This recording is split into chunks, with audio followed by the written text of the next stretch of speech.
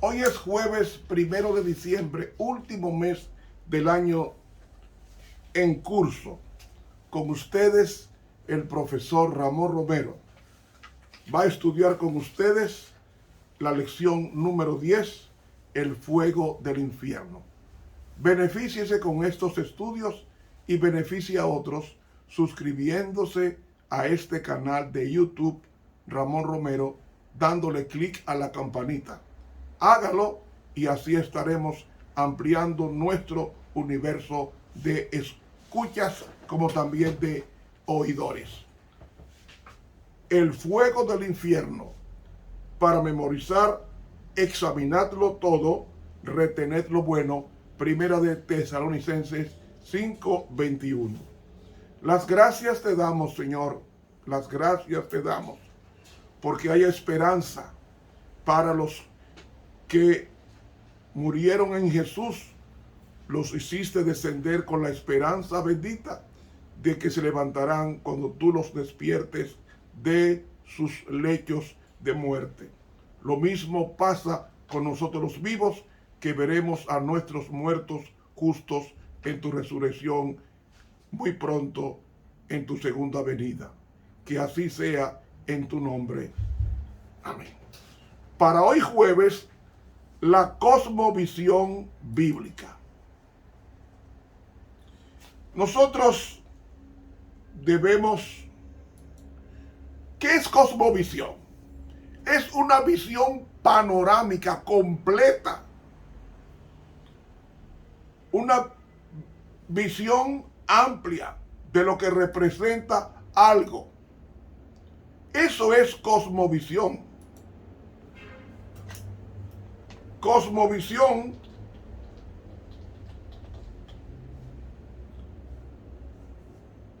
es para nosotros una expresión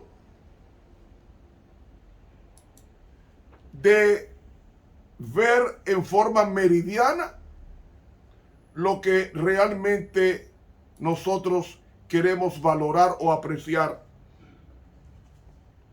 en consecuencia. Hermanos y amigos, la cosmovisión que vamos a estudiar hoy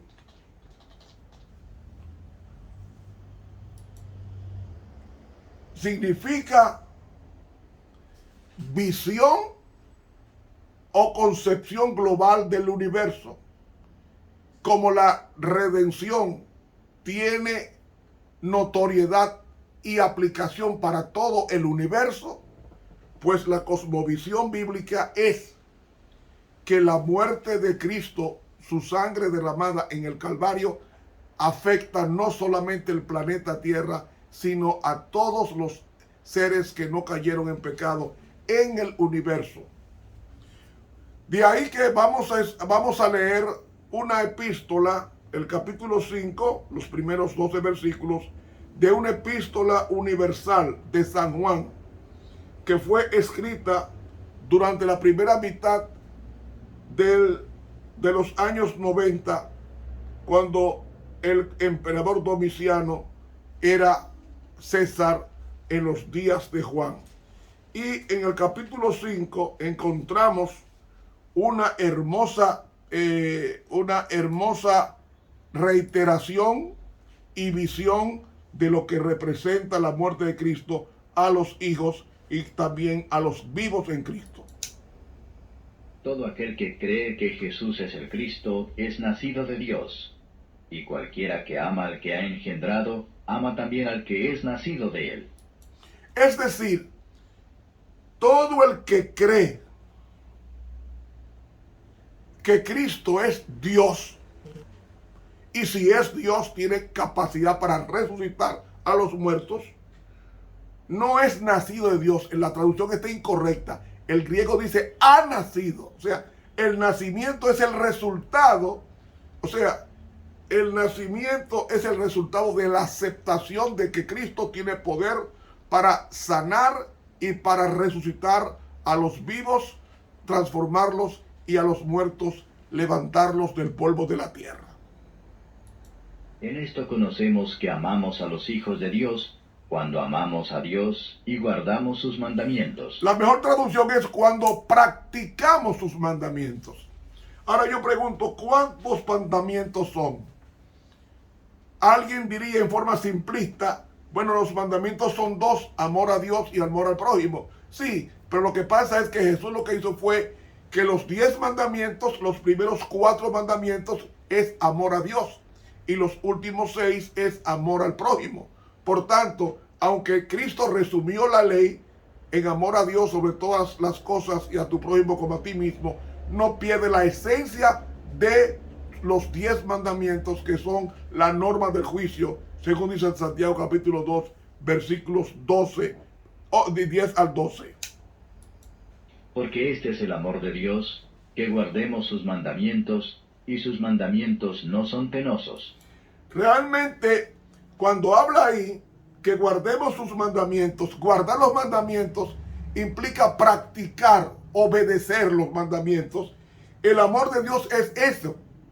Si amamos a Dios, vamos a obedecer. Y entonces dices, y sus entolé, es decir, sus mandamientos no son baris. ¿Qué significa baris? En griego, baris representa no molestos, es decir, no son difíciles de cumplir, no producen tristeza, al contrario, obedecer los mandamientos produce alegría, porque gran gozo hay en aquel que obedece la palabra de Dios. Porque todo aquello que es nacido de Dios vence al mundo. Y esta es la victoria que vence al mundo, nuestra fe. ¿Quién es o qué es lo que vence al mundo? Lo que vence al mundo es la verdad, y Cristo es la verdad. Y todo aquello que es nacido de Dios, los discípulos, vence al mundo, y esta es la victoria que vence al mundo, nuestra pistis. No es nuestra fe en creer, sino nuestra fe en el sentido de confianza, de plena confianza en que Dios puede sanar y salvar a todo aquel que se llega perpetuamente. De ahí comienza el nacimiento, cuando yo reconozco que Cristo es Dios, y si es Dios, hará nuevas todas las cosas, incluyendo mi físico como también mi hombre interior. Seguimos la lectura. ¿Quién es el que vence al mundo, sino el que cree que Jesús es el Hijo de Dios? Mire, en el griego no dice quién es el que no dice quién es el que vence al mundo. El griego dice quién es aquel que está venciendo continuamente. El que está venciendo continuamente al mundo. ¿Y qué es el mundo? La palabra mundo tiene diferentes acepciones que se traduce ahí como cosmos en el griego. Y el cosmos significa no solamente el espacio exterior habitado por astros, no. También significa, la palabra en el sentido teológico, la palabra cosmos significa vivir una vida sin tomar en cuenta a Dios. ¿Qué es lo que el mundo hace? Come, bebe, baila, hace todo sin agradar a Dios, sin tomar en cuenta a Dios. Este es Jesucristo, que vino por agua y sangre, no por agua solamente, sino por agua y sangre. Y el Espíritu es el que da testimonio, porque el Espíritu es la verdad. Es decir, Cristo vino, o sea, se encarnó por agua, es decir, por su bautismo, y sangre, que es su muerte, no por agua solamente. ¿Por qué? Porque algunos no aceptaban el bautismo de Jesús. Y otros sí lo aceptaban, el bautismo, pero negaban su muerte. Y dice, y el Espíritu es el que da testimonio, es decir, de que el que murió en la cruz es Dios. Y entonces, porque el Espíritu es la verdad. Usted oyó, el Espíritu es la verdad. Y hay tres cosas que son la verdad. Cristo es la verdad. Juan 14, 6. La Biblia es la verdad. Juan 17, 17. Salmo 119, versículo 141 dice: tu justicia es justicia eterna y tu ley la verdad. Y ahora me dice aquí que el Espíritu de Santo es la verdad. ¿Qué significa eso? Que ellos forman un cuadrado perfecto de la esencia de la verdad, que no es una cualidad, sino una persona, como he mencionado en los textos supracitados. Continuamos leyendo. Porque tres son los que dan testimonio en el cielo, el Padre, el Verbo y el Espíritu Santo, y estos tres son uno.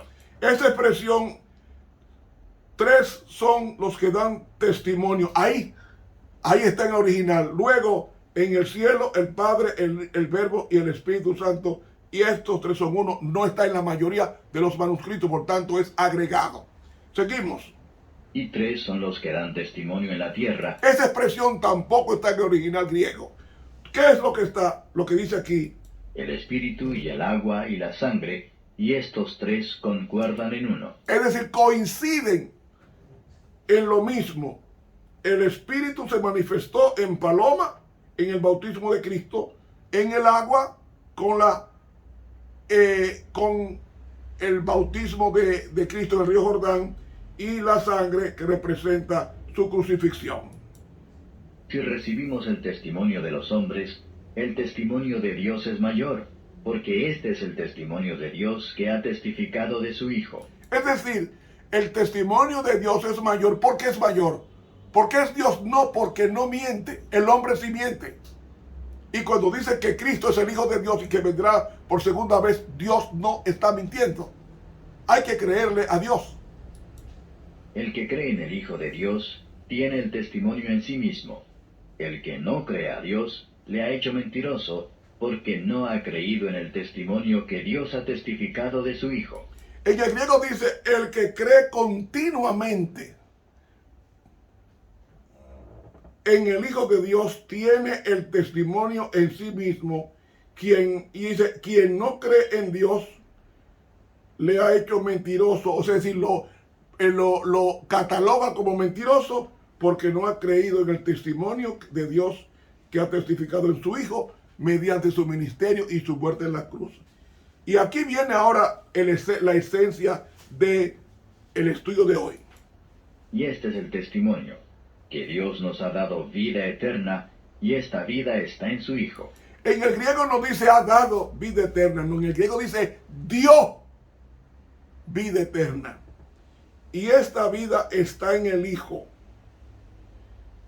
Y ahora viene el texto clave. El que tiene al Hijo tiene la vida. El que no tiene al Hijo de Dios no tiene la vida.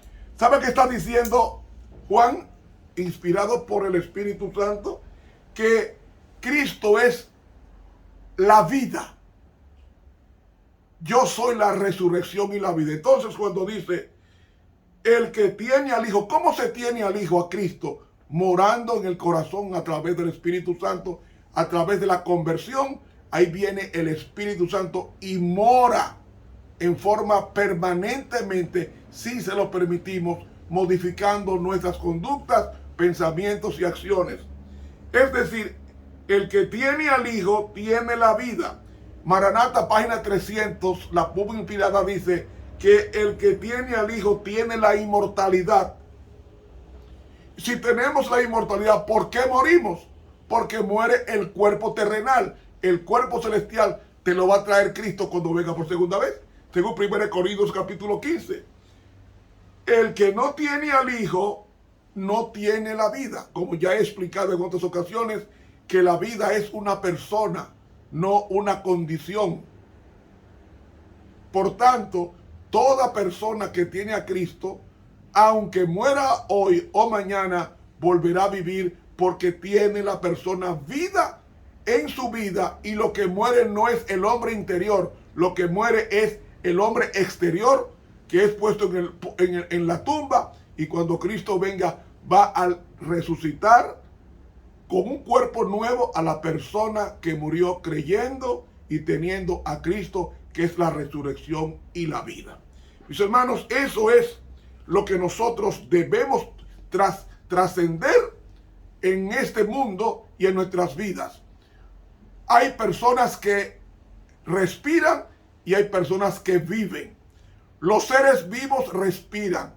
Los convertidos y entregados a Dios viven. Por tanto, dice la Biblia, el apóstol Pablo, por tanto, despiértate tú que duermes y entrégate a Cristo y te alumbrará Cristo. ¿Por qué? Porque Cristo es la luz, Cristo es la vida, y toda persona que aceptó a Cristo, aunque esté muerto, vivirá. Es la garantía de Cristo. Que Dios nos bendiga y nos guarde. Estuvo con ustedes el profesor Ramón Romero. Para mañana, viernes 2 de diciembre, vendremos con el repaso de lo estudiado y algo más. Pasen feliz día.